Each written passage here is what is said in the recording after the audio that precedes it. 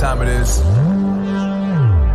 Marvin Devine, Huber, Axel, and you know how we do.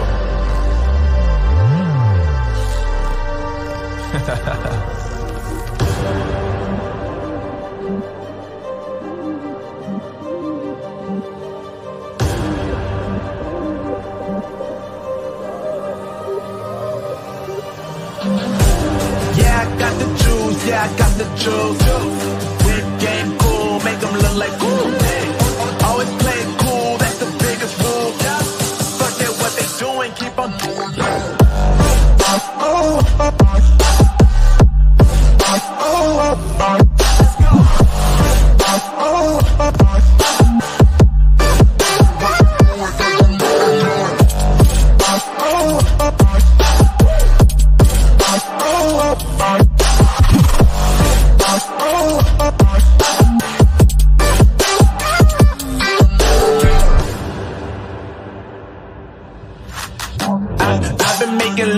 Like 22.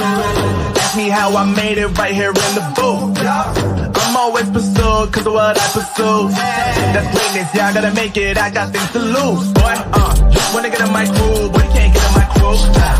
Me, Axel, and Huber, way too fireable. When this joint drop, better call the troops. And when you hear the drop, better raise the roof.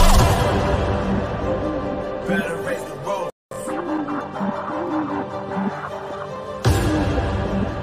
You already know what happens when we link up. Let's go. Yeah.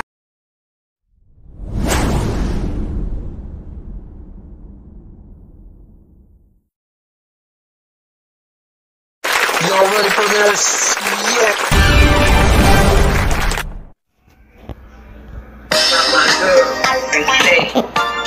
This is the Lisa Baxter Show, giving you the 411 and the kidney one. My girl, and say, this is.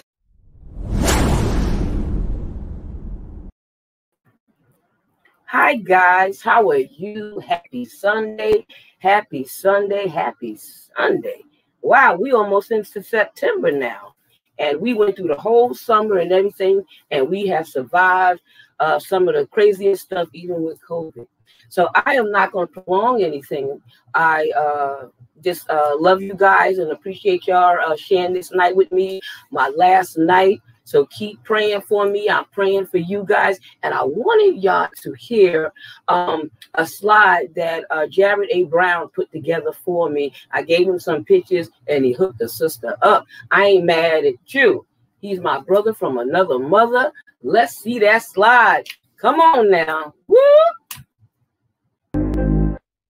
Ooh, like LeBron, though, or like Lonzo. Ooh, I'm a baller, yeah, shot caller, yeah. They love me, you can't touch me, nah, can't trust me. I'm too lucky. Look at me, look at you, what you see, what you do. Baby, please, think it through, drink it up, enjoy the view. MVP on my crew, Nike on my shoes. Might be sipping booze, slightly feeling loose. If I want it, then I have it.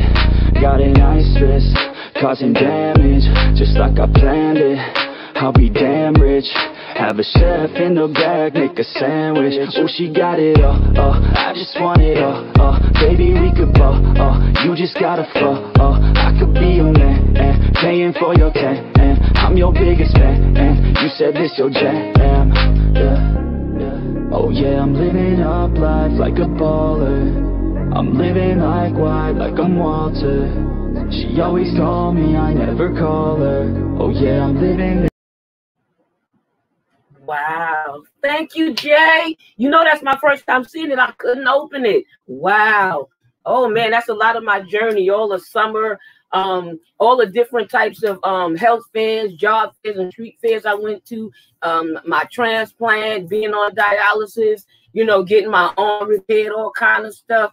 So I just thank you and love you, you and your brother, Jeff, the Brown brothers, Tamika, Steve, all of y'all. Y'all just rock and rule. So we're going to start the show right now, okay? My first guest is Shane Blanchard. He's the man. He's the man. He is the man. Come on, Shane. Whoop, whoop, whoop.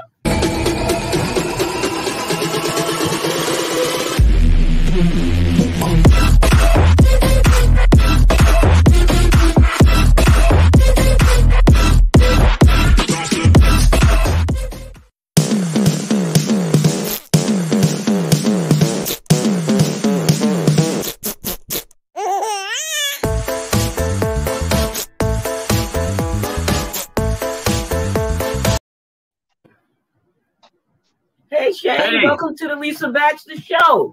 Hey, thanks for having me on. How you doing? I'm good. I'm alive and kicking. I didn't introduce you all the way because I am going to let you say what you do and stuff like that along with the other crew. All right, because I got the big three on the show tonight. And next, I have Miss Candy. Candy, no, I can't say her last name, but I'm going to make that attempt. Miss Candy Gaines and something else with a G. How about that? Whoop, whoop.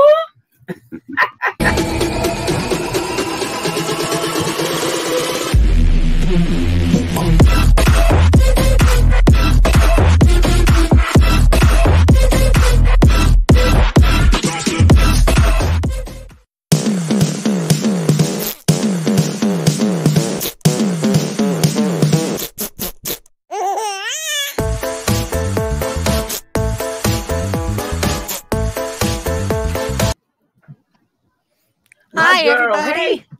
Hey, Candy. Welcome to the Lisa Baxter Show. Always Thank you, supporting Lisa. us, always showing up. You know, every time I put a show on, I appreciate that, girl. You rock.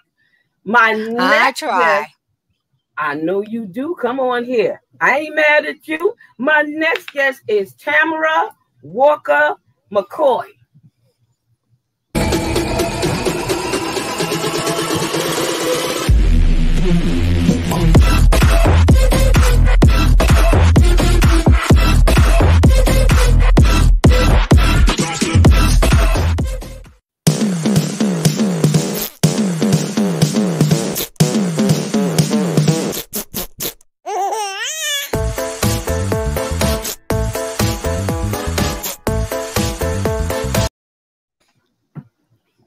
Hey, Tamara.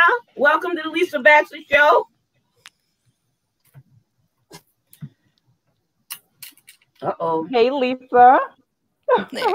How are you? Something wrong How's with my everybody? mic. I done started beating it. I'm alive and kicking. I'm alive and kicking. I'm so glad you stepped in to do the show with me tonight. I know you wanted to do it for a while, and you just stepped up to the plate. Thank you so much. I appreciate that. Thank you for having me. It's an honor. You are so welcome. So we're going to roll this here right now. We're going to roll. I'm going to say roll a dice, throw the ball, whatever you want to say or do, throw it in the air. And I'm going to ask my first question, and we are going to answer it in this order. In the same order that you came on is the same order you answer it unless you feel you cannot answer it. Okay? Okay. Now, let me ask you this first. All right? I got my reading glasses on this time, so there's no excuse. Okay? If you can change what you've been through, what would you want to do, or how would you want to do it? You know, as odd as this sounds, I don't know if I'd want to change anything that God's put in front of me in this life, because I think it's built me up to be such a better person and to be more of a survivor. So, you know, I guess I wouldn't change it, as oddly as that sounds. I think because of having kidney failure and having a transplant and now, of course, needing another kidney, I think it's made me such a stronger person, and it's made me have more of a heart for people that are going through situations in their lives, and I can use my talent to bless other people and to help other people. So I honestly would say I wouldn't change it. I've been blessed, and I'm completely satisfied with the life that God has given me, and I'm completely satisfied with how things have gone. Okay. All right. Okay, Candy, you're up next. Well, I have to agree with Shane. I feel the same way. I've met so many great people through this journey, and otherwise I wouldn't be here. Otherwise, I wouldn't be here. My grandkids, I'm here for them.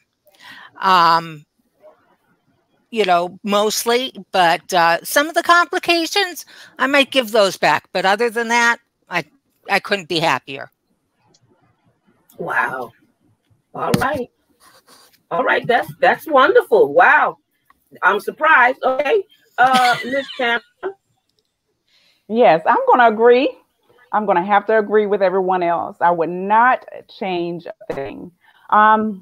Maybe one thing, now that I think about it, the education. As far as me, I have polycystic kidney disease. That's hereditary. And the generation before me had this illness. And I think what I would have done was asked that generation before me, you know, really how it affected them. And, you know, what was the process like? I mean, I actually saw it, but I was younger. And you know how it is when you're young, you think you're invincible. And so you just don't think that that type of thing could happen to you. And so I wasn't really aware. I didn't really make myself known or ask as many questions as I should have. Like I said, education. I think education about my illness and education about transplant is one thing that I would have done. The journey, it's long because, like I said, and you're familiar with this too, Lisa, PKD, polycystic kidney disease, creates the cysts within our kidneys. And for me, it gradually grew, which created my kidneys to be huge. And, you know, it just was a turmoil just to go through and experience day after day. But that's one thing I want to say, the education about my illness. And then, you know, connecting with that generation before me about the experiences that they went through. So I can at least know what I should be looking out for. I would have wanted children because I didn't have children and I had many miscarriages. Being on dialysis had its challenges, but it was, I always say it was doable. But I'm telling you, if I could have dodged that bullet, honey, I'd be on it. All right, that's just gonna be the whole truth, nothing but the truth. God knows my heart, and He definitely knows me. So, and I know He knows all of us. You know what I mean? But you know, it could be an ugly thing. You know what I mean? I was glad that He helped me to turn it around and let me see the good in it, and let me see how I can help others. And if He didn't, He told me that on my way into the operating room, so I understood that. So the lessons I learned, I would never change that. But having children, you know, and stuff like that, I would have wanted that, even though I wouldn't want them to have this disease, polycystic kidney disease, you know. I would like, Shane, tell us a little bit of your story about, you know, what you do for a living, you know, your title, and your position in the kidney world. Sure. So, yeah, I work for an automotive group here in Iowa. We've got a few different dealerships that I'm a manager for.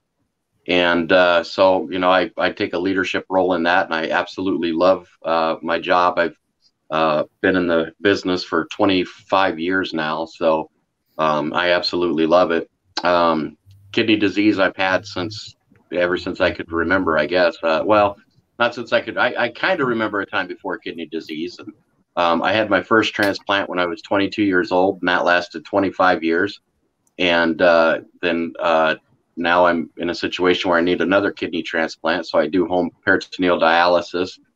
I have a nonprofit group, Midwest Kidney Warriors, where I advocate for people looking for kidneys, and then I do in-center patient representation, where I go and meet with patients, and I've got 4 dialysis centers that I go and meet and talk with people, and just be there as a person that they can talk to and have questions with, and just be there as a support person and as a representative for them at a national level through the dialysis centers that they're at. So that's kind of my short story of what I'm doing.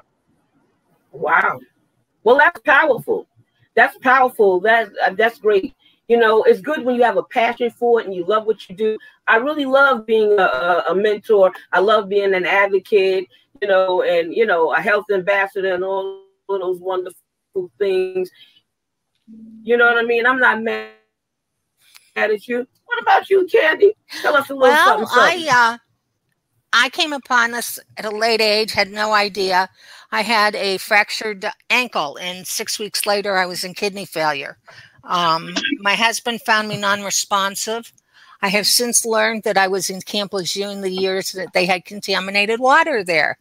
And so they figure that's how I got my kidney disease. My husband also has kidney disease. He's on home PD, and he was in the hospital for 90 days 3 years ago over Black Friday for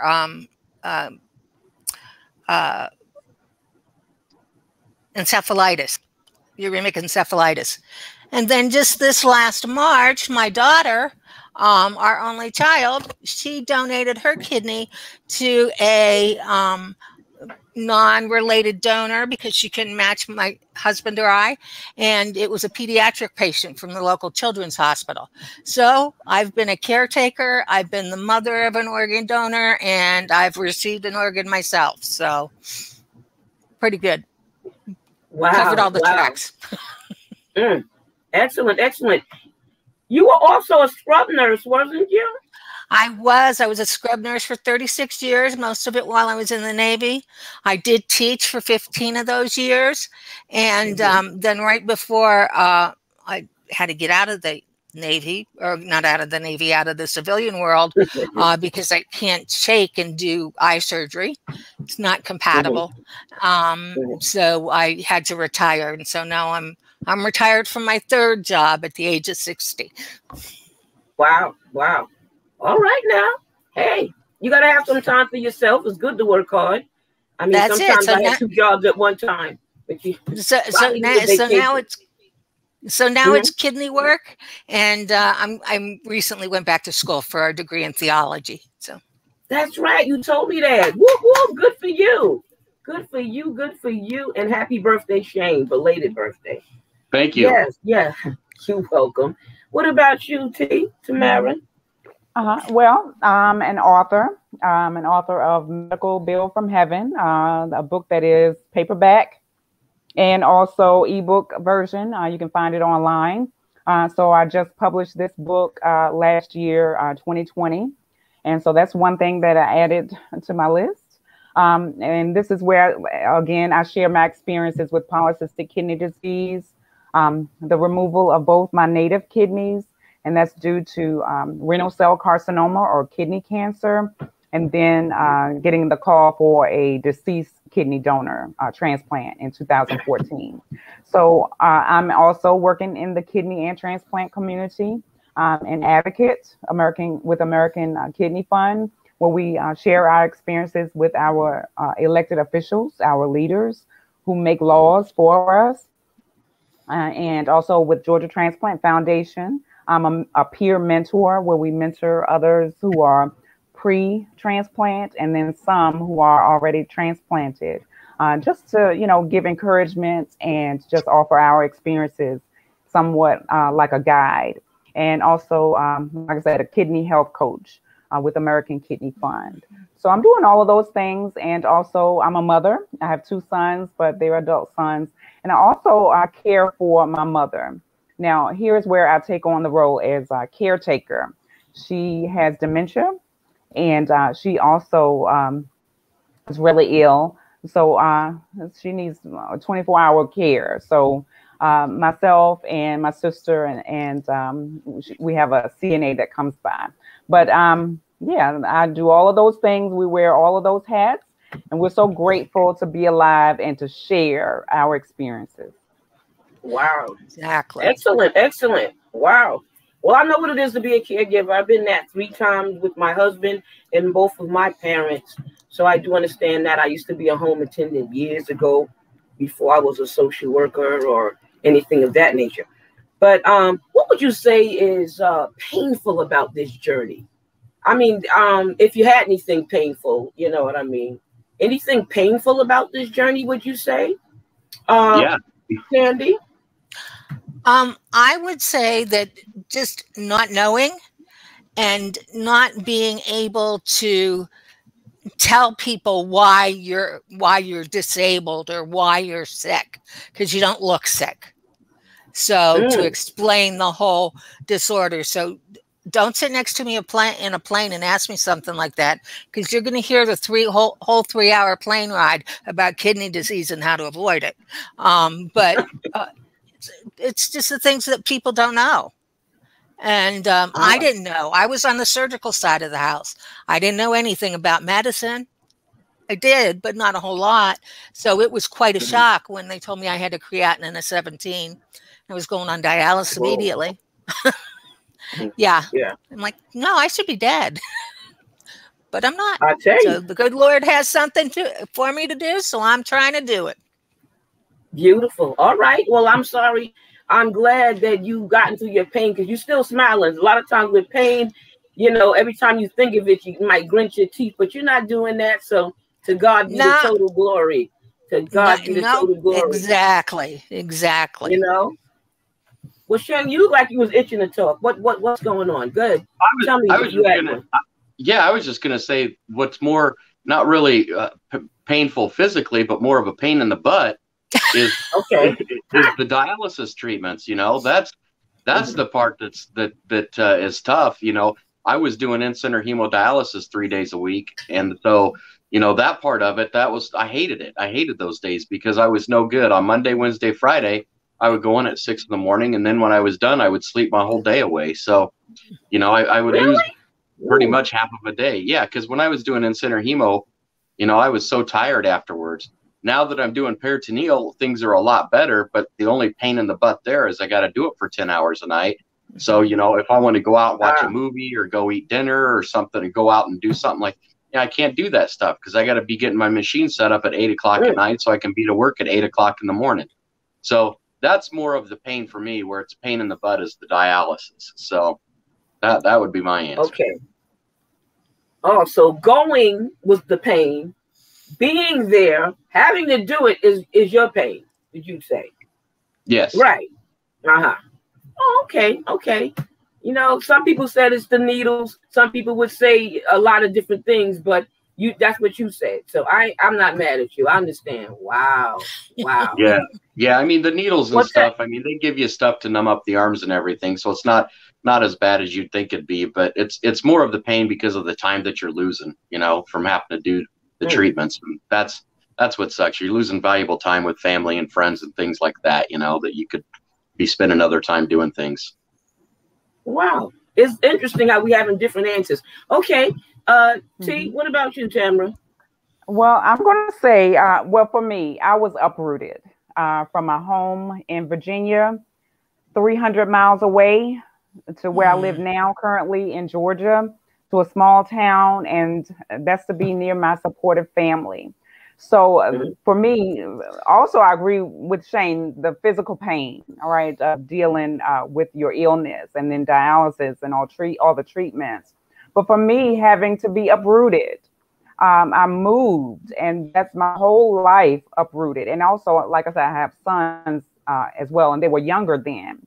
Having to be moved 300 miles away to another town, a small town, just to live, to survive. I just remember going into seeing one of the specialists. I don't know, I was going to many emergency room visits, going to see the last and final specialist, and he just looked at my labs and he just said, you just need to be near your family. That's what he told me. He says, you're going to need to be worked up for a transplant, and that's going to be soon. So you need to just be near your family. And I just took his advice, put everything in the car, and drove 300 miles away. And so being uprooted, having to start all over again, finding another job, and then my marriage fell apart, you know, at the same time, having to find another job, you know, places to live, and just trying to survive and be stable all over again was painful for me. Not much so now, because, you know, I feel like, you know, I'm basically stable now, but throughout the years, And then trying to raise young children for me. I have young African-American sons, and they were at that preteen, stage. And I don't know if you're familiar with that, but there's rebellion, and that was very difficult, rebellion. And then me, still dealing with my illness, not having energy to, be as much of a parent as I should be, and, be present as much as I should be. All of that above for me, just life changing, but we made it through. I don't want to dwell on, those difficult times, but we made it through. And like I said, so we just turn it back around and we educate others now. I share my story for all of those who are walking that same path, that same journey, so they will not be discouraged. Just, we need each other to survive. And so that's why we're here, sharing our experiences and stories. We need to connect, and give each other a push, even though it's scary, even though it's painful, the road is going to be long, but just to let someone know that they can get through this. Absolutely. I was all right till the doctor said, if you want a baby, Lisa, you will have to do dialysis every day. I already didn't want to go to 3 times a week. He said every day. I meant every day, every day. I can say, every day. Get out of here. But I tried all the way to the age 50, tell you the truth. But that's even though I've been a godmother, aunt, all kind of things, a surrogate, whatever you want to call me, I've been it all already. But I came to terms with that. But that was the painful part when he said that, those terrible words to me. It was like a bad word to say. You know what I mean? So, because I never liked needles. So I guess that's what made it painful, and just to go, But I was very functional and held my job down and everything while on dialysis for 12 years. It's just that I got tired of going, so I went and got a kidney. But my husband and Archbishop had talked me into getting on the list and stuff like that. I wasn't really thinking about it because they said my kidneys can start working, and I waited year after year after year. And I just, next thing I know, 12 years went by. But, God help us all, you know what I mean? But I'm very impressed with what y'all have turned your lives around to do this thing. You know what I mean? I wanted to ask you something else. Okay, not that one. Okay. Well, you already said something that was easy. All right. You're the person that's dealing with the illness. Now, your loved one, whatever your loved one is, maybe it's a husband or wife, a girlfriend, a boyfriend, or your children. But I saw a look in my husband's eye, like he looked like he wanted to help me. You know what I mean? Help me get off dialysis, even though he was a perfect match for a kidney. Help me to get off. You know how that look in? Y'all seen any look in your family members' eye? Any kind of look that they love you, they're suffering with you, whatever that look is, you know it because you know what I'm talking about. Talk about that. Don't everybody jump at once. I'm going to jump in. I'm going to go. Okay. All right. So I saw that look in my sons. Like I said, they were young then, just don't know what's going to happen to their mom. They have no idea. They know she's losing weight. Don't have, like I said, didn't have the energy to even get up to cook, to make a meal.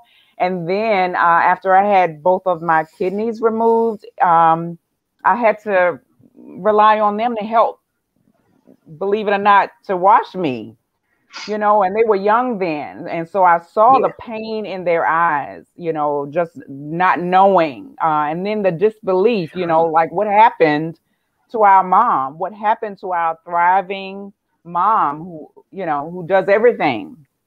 And what happened? Yeah. So I saw it in them. I saw it in one of my best friends from home. I had to fundraise in order to be on the transplant list. And I remember her calling me and she's like, I just feel like I have to do something. I'm all the way here, but I just have to do something. We got that look like they were just scared for us. Just, I guess, like I said, just not knowing. So yes, from my family, my sons, and also from my close friends. Sometimes the hero needs saving. Okay, Jane. Yeah, come on here. Yes. Yeah, I mean, the time I saw it was the time when I bled out. When I slept in a recliner overnight because I had had surgery, and I had an artery that it was sewed up, and I got an infection, and I had a JP drain, and I ended up bleeding out of that JP drain overnight, and there was just it was nasty.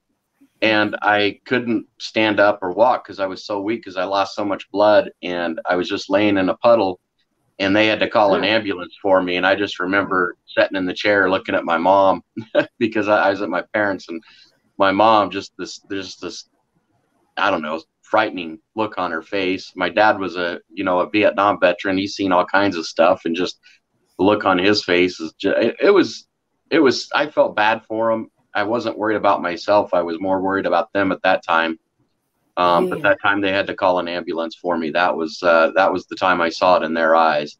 I've been dealing with different things, since birth because of my Ego-Barrett syndrome. But that one time when I almost died and they almost lost me, that was the time when I saw it in their eyes, and I couldn't do anything to help them. They couldn't do anything to help me, and it was just a horrible position to be in. Wow. See, I knew y'all knew what I was talking about. Candy? Yeah. Well, I don't know if I could say I was lucky enough to have seen the looks before, but my uncle had a heart transplant. And because of that, my aunt and my cousin actually were a bigger support system, I think, to my husband and my daughter than anyone else could have been, because they walked in those shoes. And they kept convincing them I was in the right place and everything was going to be okay.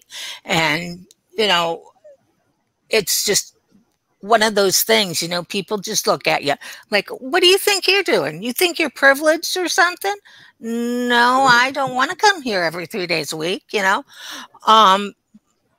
but you learn. And for me, it was the acceptance of realizing that I couldn't work in the OR 12 hours a day, and I couldn't do the things that I wanted to do. But luckily, I had that support system who had gone through it before, that they were able to bring me down and tell me that, yes, I'm just human and I can't be superhuman anymore. So. Wow. See, I know you guys know what I'm talking about. See, we here, we in the same club. Listen, I could not believe, I don't know if they told you this. Every time, they do that little check thing at the dialysis center, see how you doing and everything. And I keep saying, why you keep asking me, am I too tired yet? I stop this or that and the other? I mean, that went on for a couple of years. And then one day it happened to me, like they said, all of a sudden, I used to clean the whole house. I mean, I had a house. I had like a 12-room house. And I could clean my whole house, no problem, this and that and everything, do my thing. And I don't know what happened, but I found myself sitting down after everything. Sitting down, catching my breath or something like that. I didn't notice it at first till I'm still in the same room, in the same place, doing the same thing. And I said, oh my God, because like I said, they can't ask me that. Now I had to say, yeah. And I had to answer yes to the question. But before, I'm like, no. But I don't know if you had that kind of rude awakening or scare, or maybe you was ever led to that. But have you guys ever experienced that, Oh yeah. For me, I mean, it was like, especially when the reality that I wasn't going to go back to work, that I wasn't going to be working in a hospital. Worked in a hospital for 40 years, just about. And that's all I knew. So I sort of got down on myself. How can I help other people? And then a good friend of some of ours, Bobby Reed, came along and drugged me and said, you're coming with me. And she got me out of it and got me working with all you guys. And I couldn't have found a better family that wouldn't let me feel like a Debbie Downer or anything like that, because we were all the same. And if the doctor could be that way, and the lawyer could be that way, and the janitor could be that way, who am I to be different? Yeah. So good kidney family. Oh, Roberta's a sweetheart. Yes, we met in Tennessee.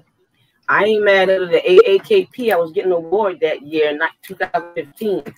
But I mean, has anybody else experienced that or anything? Yes, I'm going to chime in. I've experienced that, and that was way before dialysis. Way before, many years before dialysis. Okay. Well, sometimes with other illnesses, of course. Yes, and just like you say, cleaning, trying to clean up. I remember the boys were, I was married then, the boys were at home with me alone, and I was sweeping, and I remember bending over, and when I bent over, I remember just, I'm sorry, you guys, like drops of blood. I'm like, where is it coming from? I'm having a nosebleed.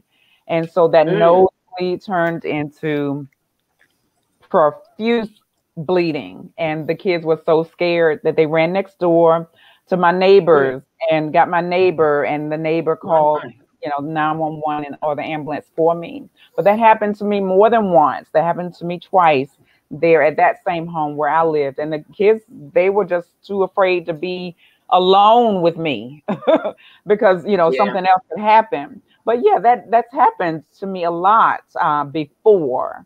Like you say, out of breath for me, just plain old tired.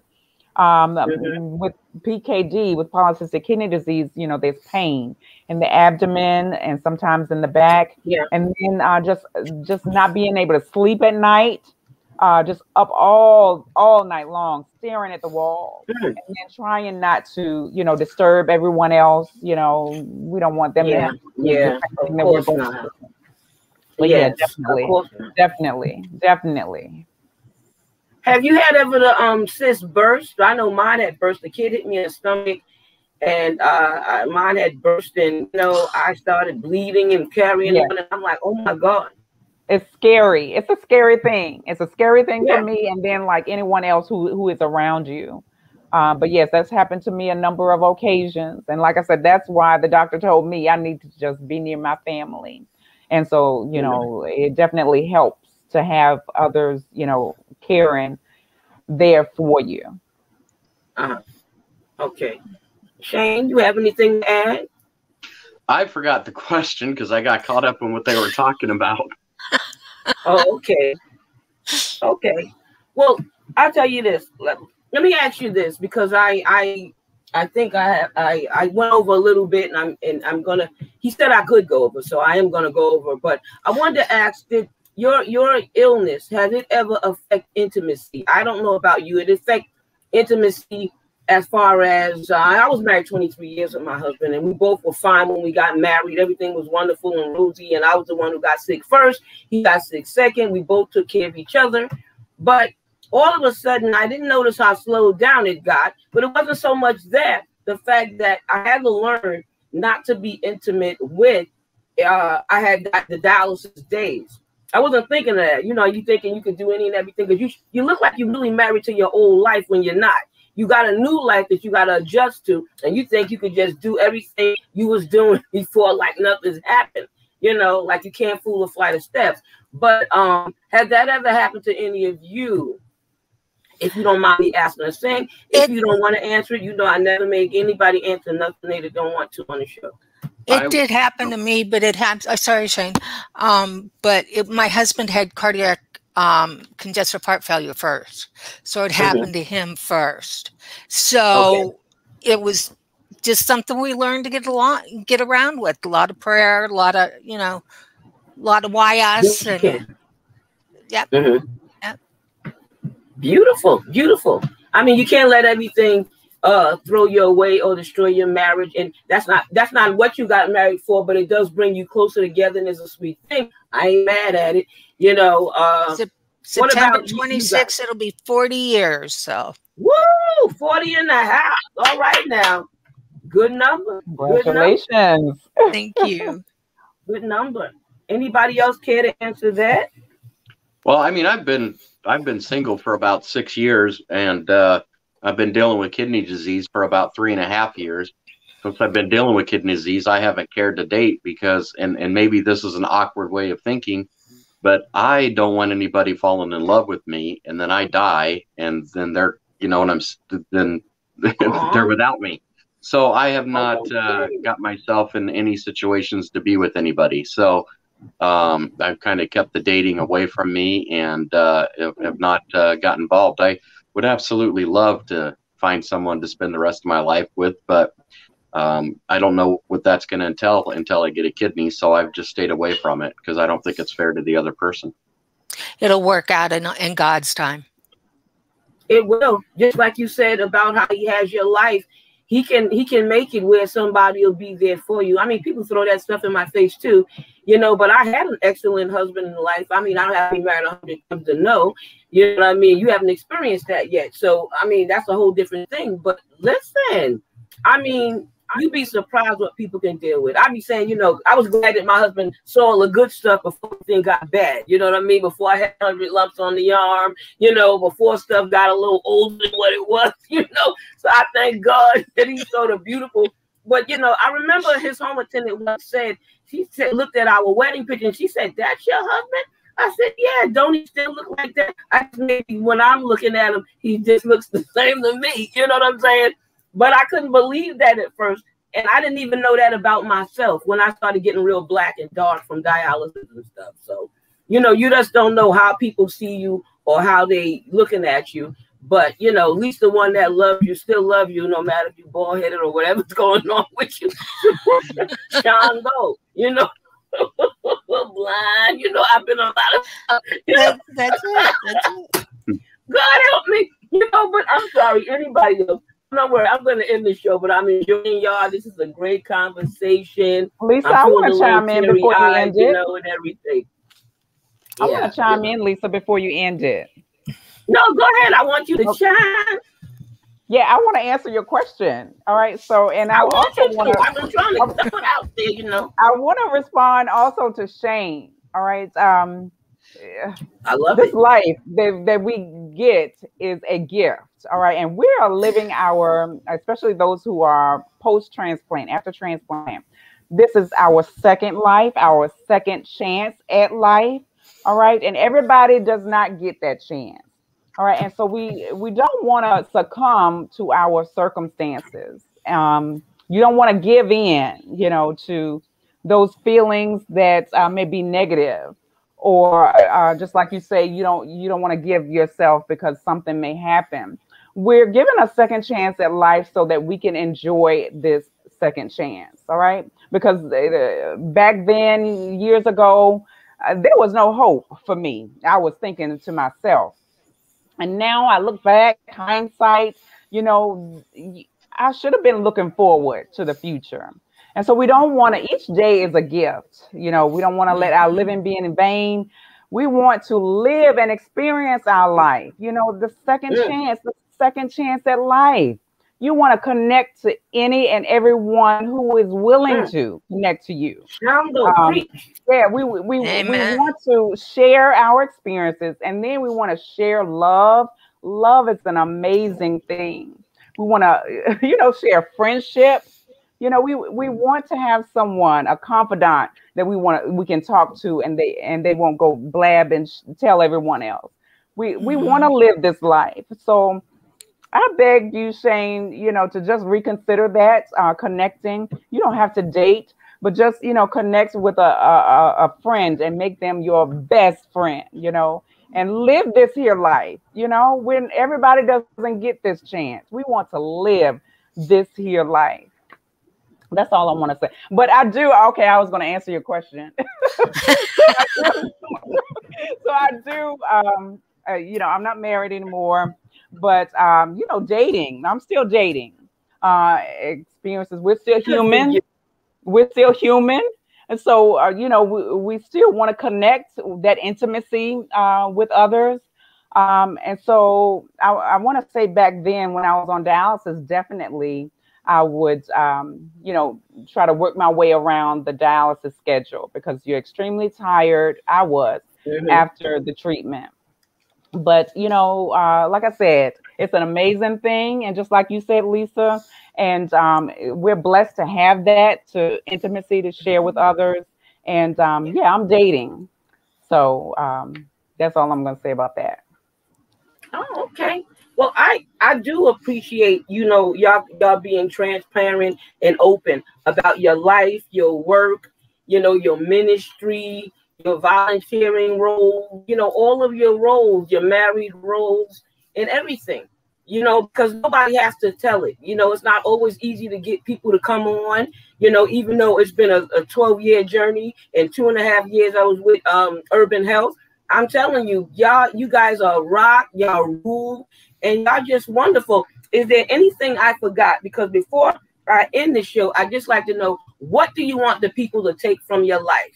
And it doesn't have to be a lot of words, but I want you to straight to the point. What do you want people to see when they look at you, or see because you had this transplant or this kidney disease, or you rolling right now, you're doing well? What is it that you want them to take from your life or from whatever you're doing?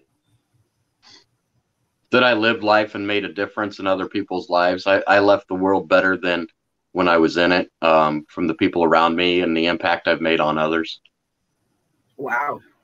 Beautiful. Candy? Always smile, because if you smile, number one, people want to know what's up with you. And number two, they always know there's a friendly face, and they can go, no matter what, you usually can go talk to that person and they'll understand. And I think if we smiled more, the world would be a better place. I really do. Amen. I ain't mad at you. Come on here. Tell that story. Come on here, T. All right. I'm going to say again, we do not have to succumb to our circumstances. All right. So life gives us all these lemons. All right. Like they say, we're going to make lemonade. All right. We don't have to succumb to our circumstances. We can connect with others in the transplant community through Facebook groups, through whatever illness you're dealing with. There are Facebook groups, and you can chime in all day long. There's kidney organizations, transplant organizations in the transplant community. Like I said, American Kidney Fund, you all know about them. Georgia Transplant Foundation for me, because I live in Georgia.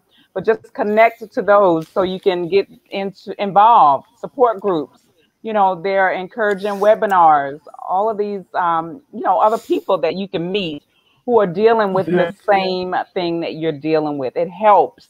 It definitely helps to connect with others. That's what I'm going to say. Yeah, definitely. You're in Georgia. Candy, where are you? Pennsylvania, Pittsburgh. All right, Shane, where are you? Iowa. I'm in New York. Dun, dun, dun, dun, dun. Yeah. So, all right. Well, I would just love to say, thank you again for doing the show. Thank you again for being a part of my life and my family and my support. You guys rock and y'all rule. Y'all are like totally blessed and anointed. I want you to have a nice night and a great week. And thank you once again. Thank you. Don't forget us, Lisa. We're here for you. And you're here for us. Like now. Oh, never. I got your number now, girl. Don't start now. You know how we do. You, Bobby, and Aunt Liz are the only three people I'll talk to on the phone. Well, thank you extremely very much. Keep doing what you're doing. You're making great strides. You also, blessings with your book. Shane, keep being funny and doing your stuff, your shows, and appearing on stuff, because you make a difference. Y'all all do. And I appreciate you from the bottom of my heart. I thank you. Have a wonderful evening. And thank you for making my last night a party. Oh, congratulations. Many blessings, Lisa. Many blessings. Thank you. Many blessings. My water, thank you as well. Cheers to you and everybody else out there. Yeah, I love tea too. I love tea, water, coffee. And this is even water. I have 2 water, but I was trying to be fancy. But thank you. Exactly. But thank you so much, and have an excellent night. I appreciate you. For victory. Yes. Exactly. All right. Guys, didn't I tell you they were wonderful? Those are the big 3. That's right. They brought it. They stamped on it. They told you about it. And I'm sure you got it all. So thank you for being with me. Thank you for all your love, your support, your prayers, your strength, everything, even your encouragement. You know, take care of your kidneys and they will take care of you. I celebrate you. I thank you and I toast to you because you made the Lisa Baxter Show what it is. And you have just been a friend and a relative to me. And I love you and appreciate you. A billion blessings and good night to you. God bless.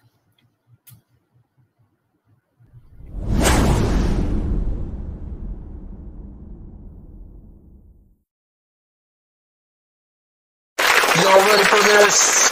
Yeah.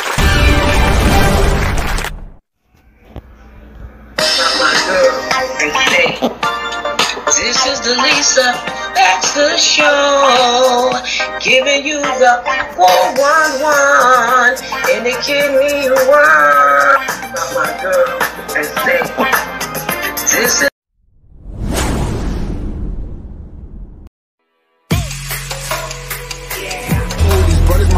Know that they fly, know that they ride or die. I keep boys by my side, CJ Ike, now I gotta roll with ice. Cold, these brothers my guys, know that they fly, know that they ride or die. I keep boys by my side, CJ Ike, now I gotta roll with ice. Ride or die, ride or die, ride or die, ride or die, ride or die, ride or die, ride or die, ride or die. Cold, these brothers my guys, know that they fly, know that they ride or die. I keep boys by my side, CJ Ike, now I gotta ride or die.